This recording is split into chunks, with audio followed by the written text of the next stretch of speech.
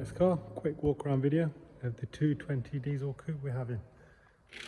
Gorgeous Melbourne red metallic, very rare sunroof, really sets the car off. Your next car styling package. This one's got the front and rear park sensors, xenon headlights, 18-inch alloys with premium tyres, a genuine BMW. Factory privacy glass. This one doesn't have a rear spoiler. If you wanted one, we can fit that for you, no problem. Performance rear diffuser, side seals, vinyl stickers as well. Going to the inside of the car. Oyster coated leather, very tidy condition. Electric folding mirrors.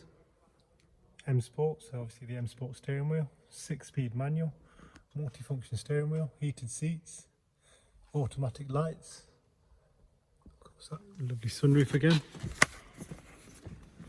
Rear seats. Let's take a look at the iDrive. This one benefits from having the professional widescreen sat nav.